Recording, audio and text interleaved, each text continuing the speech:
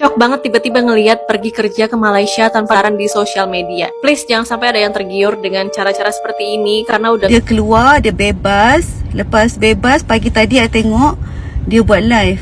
Bila dia balik Indonesia tu, dia kata dia nak datang balik. Dia nak datang balik. Saya nak tanya, Seragam baru kamu senyum sikit. Yang satunya ngasih uang taruh sini. Satunya ngasih uang taruh sini. Mata duit pain Satunya ngasih uang taruh sini. Serius ah. Naik lift lagi, turun lift lagi. Sedih orang Konoha ni. Kebodohan dia mentap. ribuan buruh pabrik, PT, Tahukah kalian bahwa Indonesia mengimpor sampah dari berbagai negara dengan total sampah per tahun? Trin, lu udah lihat belum? Bunda Korla itu ngomong langsung di depan Wakil Menteri Ketenagakerjaan.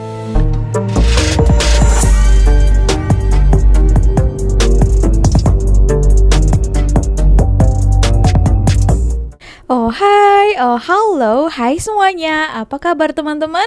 Jumpa lagi bersama Sari di channel ini. Sari doakan dimanapun kalian berada, tetap diberikan kesehatan ya, tetap semangat dan dipermudahkan segala urusannya.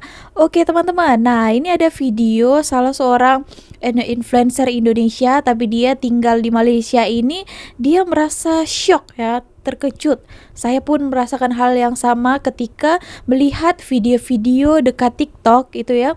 Ada lalu beberapa video itu mengenai ada beberapa account itu mempromosikan kerja di Malaysia itu tanpa visa ya, blacklist pun boleh masuk ke Malaysia. Dia itu promosikannya secara terbuka ke publik di salah satu account dia itu, dan semua videonya mengajak orang-orang supaya kerja di sini ilegal. Nah, seakan tidak ada rasa takut, tidak ada rasa malu mempromosikan secara terbuka seperti itu. Gila bukan? Sari pastikan ini adalah orang-orang yang tidak bertanggung jawab, orang-orang daripada negara kita sendiri untuk menjebak dan membuat penipuan terhadap orang Indonesia sendiri ya.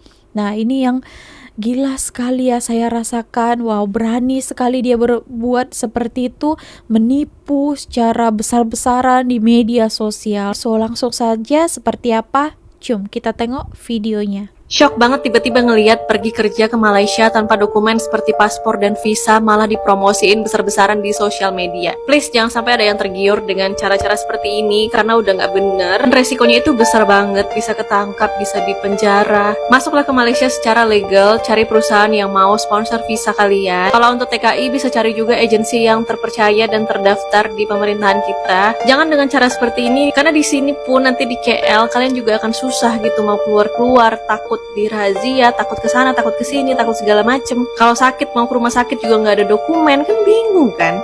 Please jangan ada yang mau buat hal-hal kayak gini karena di Malaysia pun udah banyak orang-orang Indonesia yang nggak tahu mau kemana, nggak bisa pulang, takut ketangkep. saya nak buat video pasal pendata asing.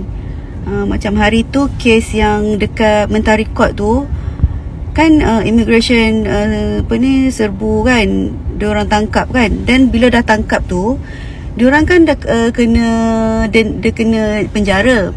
So lepas kena penjara tu diorang bayar denda ke apa, I pun tak tahulah kan. Lepas tu lepas 3 minggu diorang keluar. Macam I punya bekas mate, okay, dia keluar, dia bebas. Lepas bebas pagi tadi I tengok dia buat live. Lepas tu dia kata apa tau, sudah bebas semua, boyfriend dia semua dekat dalam Berani buat live lagi penjara lagi. Dia bebas lepas tu dia nak balik kampung, balik Indonesia lah. Lepas tu bila dia balik Indonesia tu dia kata dia nak datang balik. Dia nak datang balik. Tak I nak boleh tanya kan? Jabatan Mana Immigration, diorang tak blacklist ke? Sebab apa tau, orang-orang macam ni lah yang menyusahkan orang Malaysia tau. Betul, kita sebagai orang Malaysia kan bukan murah tau nak ambil diorang jadi mate 9-10 ribu. Lepas tu kerja kan berapa bulan je, lepas tu lari. Lari. Dah layan sehabis baik dah tak tahu macam mana nak layan lagi dah. Tapi lari sebabkan lelaki. Seronok sangat duit Malaysia ni katnya. Lepas tu tak ada orang, tak ada take action. I pernah report dekat immigration, Jabatan Immigration, call sana call sini, buat surat itu ini, tapi tak ada apa action pun. So sekarang I nak tahu, bila diorang dah balik sana, diorang boleh datang lagi ke? Sebab dia kata dia nak datang lagi tau. Nah, kalau setahu saya kalau sudah blacklist tidak boleh datang lagi ke Malaysia ya, secara sah ya teman-teman. Tak tahulah ya, kalau ada macam lalu belakang, ada bot, lalu tongkang, itu tak tahulah saya macam mana ya. Tapi yang jelas tak boleh balik ke sini lagi ya. Itu biasanya blacklist setahu saya itu ada yang 5 tahun. Nah, kalau mungkin sudah 5 tahun boleh datang lagi ya. Tapi ada juga yang seumur hidup ya tidak boleh lagi datang ke Malaysia.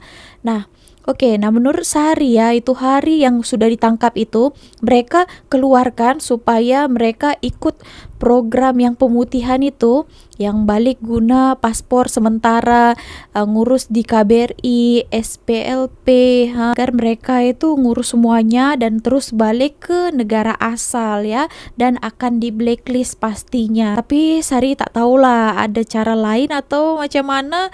Hai, pelik juga ya, boleh sudah di blacklist, boleh pula mereka balik lagi ya. Dia nak datang lagi. I tak puas hati betul. I memang tak puas hati. Sebab macam senang je keluar masuk macam tu. Senang sangat.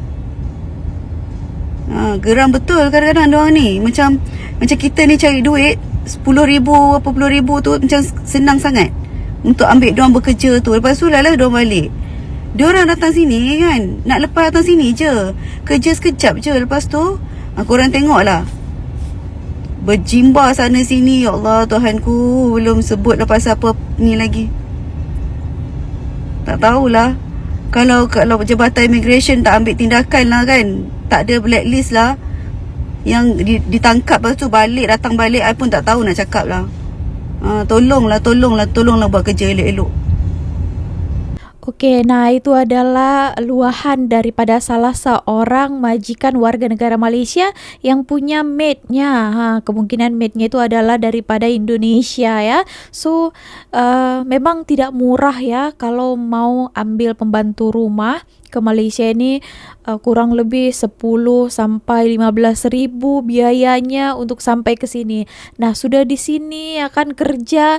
Nah, mereka ada juga yang mungkin tak mau kerja yang ditekan, ada juga mungkin terjumpa dengan lelaki ya, dan di sini banyak lelaki-lelaki warga asing juga.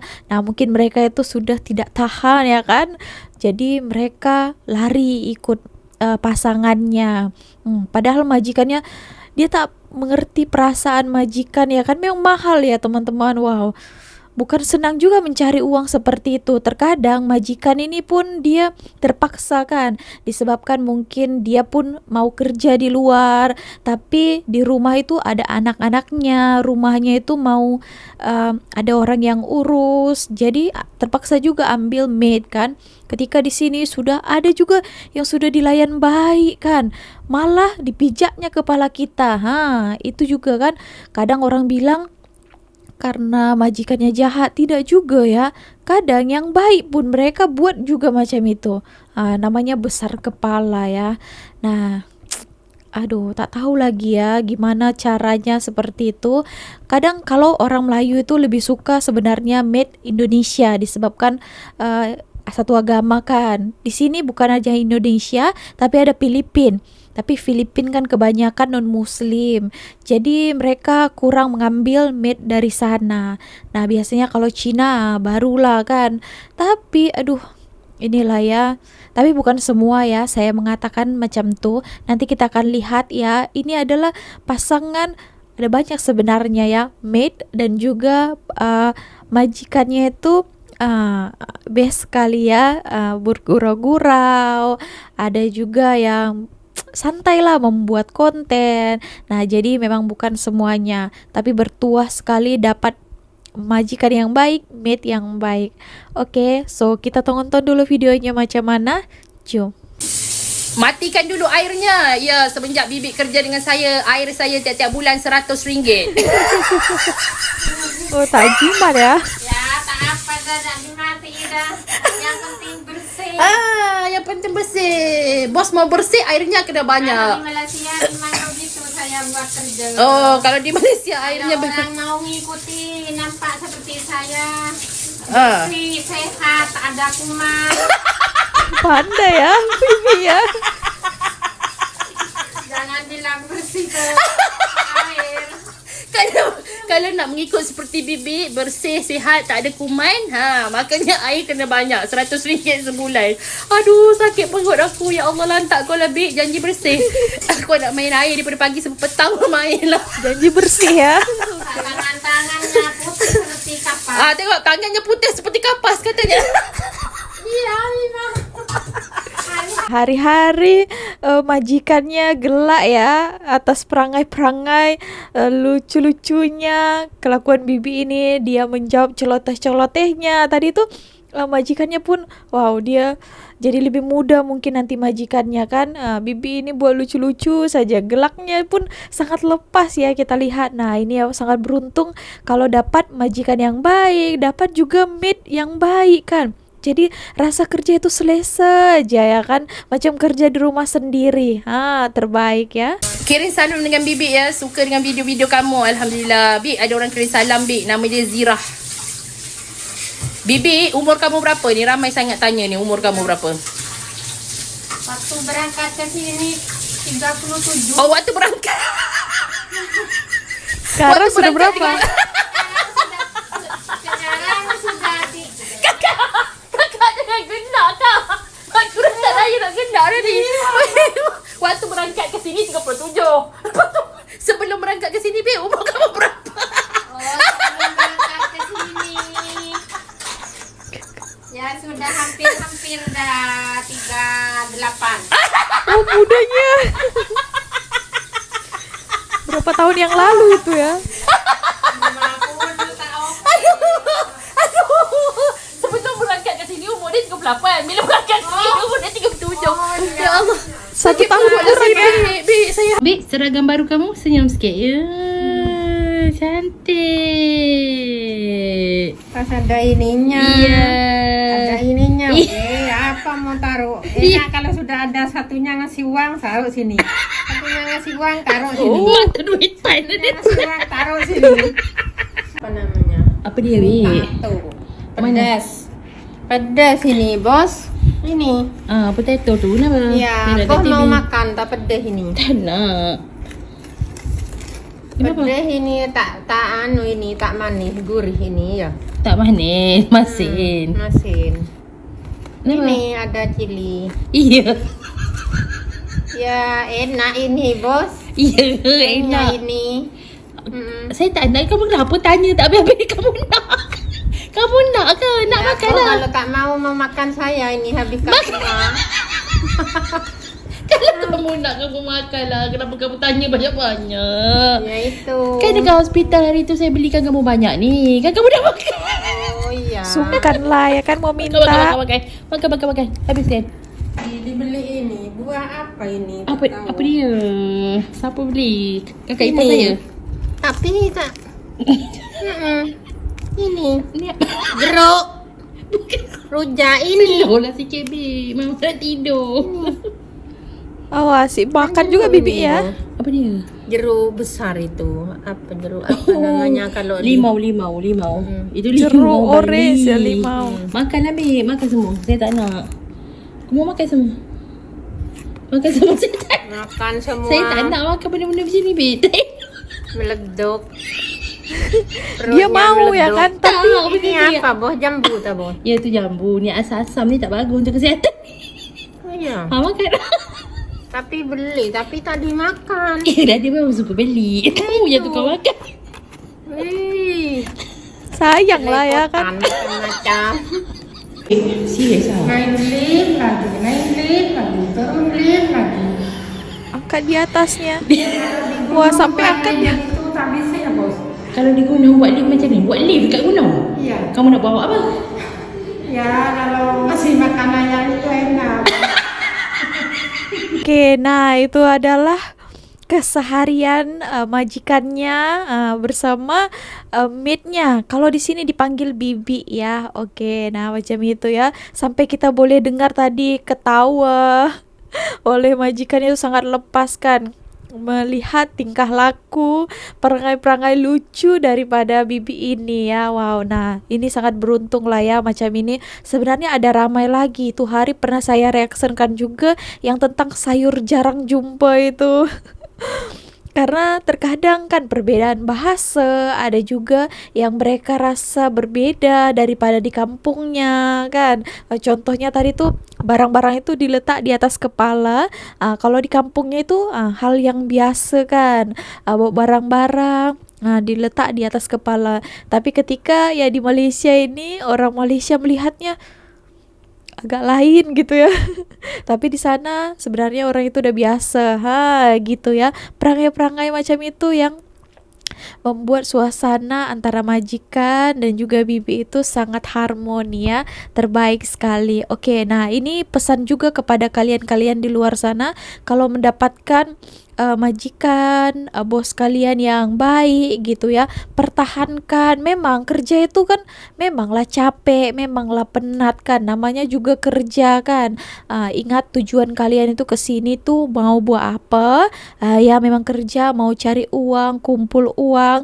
Jangan karena ada mungkin lelaki boleh je nanti dapat itu ya kan. Tapi kerja dulu gitu ya. Ingat tujuan utama mau keluar negara gitu. Sedih orang Konoha ni. Kebodohan dia mentap. Ribuan buruh pabrik, PT, Tahukah kalian bahwa Indonesia mengimpor sampah dari berbagai negara dengan total sampah per tahun? Trin, lu udah lihat belum? Bunda Korla itu ngomong langsung di depan Wakil Menteri Ketenagakerjaan. Kebodohan dia mentap mana aku nak cakap. Bang, Apa tu bang? 100,000 Malaysia, ringgit Malaysia, Okey. 100,000 ringgit Malaysia boleh beli kereta sebiji dekat Singapura. 100,000 Ya. duit rupiah boleh beli apa bang kat Singapura? Kau nak bagi contoh pun pakai contoh elok-elok lah sikit. Rendah kita orang, tak serendah kau orang. Betul, 100,000 pulang. Kalau kat Malaysia 100,000 ringgit Malaysia boleh beli 2 biji kereta, macam ada kat sahabat ni cakap ni. 2 biji kereta. 100,000 duit rupiah boleh beli spenda bang. Spenda kat Malaysia ni. Itu pun jahit tak habis punya. Apa benda ni? Ini dia guys. ribuan buruh pabrik, PT, dan di Internasional tak kuasa menahan sedih usai mengetahui mereka terancam kehilangan mata pencaharian. Mereka kebingungan karena tak ada kejelasan dari perusahaan mengenai status kerja, apakah masih bertahan ataukah dikenakan PHK massal. Sejauh ini para buruh hanya menerima informasi melalui pesan singkat yang berisi keterangan PT Danbi Internasional menutup seluruh kegiatan dan produksi. Ibu di sini kerja udah berapa lama, Bu? 19 tahun. 19 tahun. Informasinya hari terakhir kerja ini? Ya, kemarin. Gak ada informasi apa-apa. Awalnya? Gak ada. Malamnya. Malam jam, enggak, kemarin jam 3 lah. Sudah ada informasi. Sore. Sudah ada? Ada di grup. Untuk gaji gimana, Bu? Honor? Gak tahu. Tahu kan biasa gajian. Tunjangan. Tahu. Kayak tunjangan gitu? Tahu. Belum ada. Belum ada. Seluruh karyawan hanya diperbolehkan mengambil barang pribadi yang disimpan di dalam pabrik. Sementara belum ada kepastian mengenai pembayaran gaji yang biasa dibayarkan pada tanggal 20 serta nasib uang pesangon para pekerja. Untuk saat ini kejelasannya kami masih belum paham dan belum paham karena kami sebelumnya masih belum ada pemberitahuan Pak. Apa kepastiannya seperti apa, penjelasannya seperti apa. Tahu-tahu hari kemarin pas kita pulang kerja sudah tidak boleh ada aktivitas produksi per hari ini dengan alasan perusahaan ini sudah ada penyitaan oleh pihak kurator. Pilot gitu maksudnya? Oh. Sebelumnya, Pengadilan Niaga Jakarta Pusat memutuskan PT Danbi Internasional dinyatakan pailit. Akibat keputusan tersebut, sebanyak 2.072 karyawan pabrik PT Danbi kini terkena imbasnya. Apakah kalian bahwa Indonesia mengimpor sampah dari berbagai negara dengan total sampah per tahunnya sebesar 200.000 ton lebih? Dan ini adalah 10 negara pemasok sampah terbesar ke Indonesia. Oke, Selandia Baru di 4.800 ton per tahunnya. Spanyol 5.500 ton per tahunnya. Ngapain coba? Ada lagi Polandia 5.800 ton, oke. Jepang 6.000 ton sampah ke Indonesia per tahun. Slovenia di 7.800 ton per tahunnya. Singapura Kenapa jauh-jauh sana? 8.400 ton sampah per tahun ke Indonesia ya. Amerika Serikat di 19.600 ton. Belgia 28.000 ton per tahun. Jerman 59.000 ton per tahun, dan yang terbesar adalah Berjuang kesini, Belanda sampah pula, ya kan? 107.000 ton per tahunnya. Dan ini sampah plastik ya yang bisa Belanda, diolah ya. kembali. Lihat Ini dia, Bunda guys. Korla itu ngomong langsung di depan Wakil Menteri Ketenagakerjaan di sebuah stasiun televisi. Kalau di Indonesia itu sangat sulit mencari pekerjaan. Kebanyakan syarat, padahal udah Benar. lulusan sarjana. Lo tahu nggak, satu ruangan langsung terdiam. Nyatanya aja gitu, kadang-kadang mesti kenal orang dalam, atau misalnya ini kita mau cari makan malah kita harus nyogok. Asli ini emang fakta banget sih, karena terlalu banyak diskriminasi dalam loker kita. Iya, kalau di luar negeri banyak persyaratan kayak gitu dianggap diskriminasi. Bahkan perusahaan yang membuka lowongan kerja dengan syarat yang berlebihan bisa dihukum. Jadi waktu itu Bunda Korla menjadi perwakilan orang Indonesia yang menyampaikan aspirasi masyarakat terkait permasalahan pekerjaan ini. Karena kan ada hashtag kabur aja dulu. Bunda Korla menyampaikan keresahan pemuda di depan Wakil Menteri Ketenagakerjaan. Dia bilang kalau persyaratan pekerjaan di Indonesia terlalu banyak. Bahkan banyak lulusan S1 yang lebih memilih berprofesi sebagai ojol karena saking susahnya cari kerja. Harusnya dengan adanya hashtag kabur aja dulu dan fakta yang disampaikan Bunda Korla, menteri ini jadi malu. Iya, harusnya mereka introspeksi dong. Karena kan Kementerian Ketenagakerjaan itu berhubungan langsung dengan tenaga kerja di Indonesia. Bagaimana bisa lulusan S1 seperti nggak ada harganya, padahal di luar negeri sangat dihargai.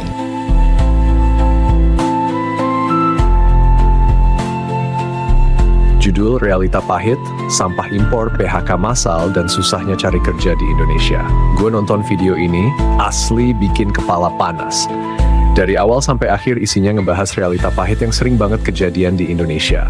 Mulai dari netizen yang sotoy bandingin mata uang, ribuan buruh yang kena PHK pas mau lebaran, sampai Indonesia yang malah impor sampah dari luar negeri. Ini realita yang nggak bisa dibiarin dan makin lama makin parah. Yuk, kita bahas satu persatu biar nggak ada yang kelewatan. Bagian 1, netizen sotoy and perbandingan mata uang yang nggak masuk akal. Dari dulu ada aja orang yang suka bandingin mata uang antar negara tanpa paham ekonomi. Di video ini ada yang bilang 100.000 ringgit bisa beli mobil di Malaysia, tapi 100.000 rupiah cuma bisa beli sepeda. Serius, ini perbandingan yang nggak masuk akal. Setiap negara punya sistem ekonomi sendiri. Nilainya ya. Nilai tukar mata uang itu nggak bisa dibandingin begitu aja. Kalau mau bandingin daya beli harus dihitung berdasarkan pendapatan rata-rata, harga barang, dan biaya hidup di tiap negara. Nggak bisa cuma lihat angka doang. 100.000 ringgit itu memang kelihatan gede kalau dibandingin dengan 100.000 rupiah. Tapi biaya hidup di Malaysia juga beda jauh dengan Indonesia. Orang-orang yang ngomong kayak gini biasanya cuma mau ngejek doang. Padahal kalau mereka sedikit aja baca soal ekonomi pasti nggak bakal ngomong asal-asalan.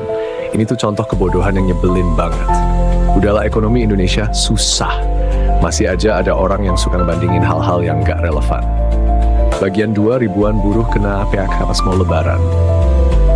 Ini yang lebih serius. Ribuan buruh di pabrik PT Danbi Internasional kena PHK massal gara-gara perusahaan pilot.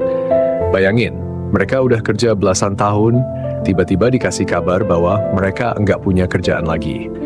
Yang lebih nyesek, mereka baru dikasih tahu pas hari terakhir kerja. Gaji belum dibayar, pesangon nggak jelas, dan perusahaan tiba-tiba tutup tanpa ada pemberitahuan sebelumnya. Ini bukan cuma kejadian di PT Danbi aja, tapi banyak pabrik lain yang tutup dan bikin ribuan pekerja kehilangan mata pencaharian. Coba deh bayangin posisinya. Lo punya keluarga, punya anak yang masih sekolah, dan lebaran udah di depan mata. Tiba-tiba lo kehilangan kerjaan dan nggak tahu besok mau makan apa. Ini tuh realita yang banyak dialami pekerja di Indonesia. Yang bikin makin kesel, pemerintah nggak ngapa-ngapain. Harusnya ada solusi buat mereka yang kena PHK. Entah itu bantuan sementara, program pelatihan kerja, atau minimal transparansi biar buruh bisa siap-siap. Nah, ini buat orang-orang yang bekerja di sini ya, mungkin lari ataupun cakap besar kepada bosnya, sudah diberikan pekerjaan bagus-bagus di sini, malah kalian sia-siakan. Kalian lihat keadaan di negara kita sekarang, saya lihat pun susah sekali ya. Sudah susah, makin susah lagi. Kerja itu benar-benar sangat sulit lah ya dicari. Itu hari pekerjaan diambil mau 2.500, tapi yang melamar hampir 50.000 orang. Gimana ceritanya seperti itu? Banyak juga macam orang-orang yang sudah bekerja di pabrik-pabrik ya, itu akan diberhentikan. Ada juga yang tanpa pesangon kan. Itulah ya. Banyak juga orang-orang yang sudah kerja ke luar negara untuk mencari rezeki. Bukan sebenarnya mereka ini tak mau kerja di negara sendiri, mau kan, tapi kondisinya ya kalian boleh lihat lah ya sendiri di berita-berita itu, memang sangat miris sekali saya lihat. Teman-teman, segitu aja video kali ini. Kalau kalian ada tanggapan lain, kalian boleh berikan komentarnya di ruang komen di bawah. See you on my next video with me, Misari. Bye.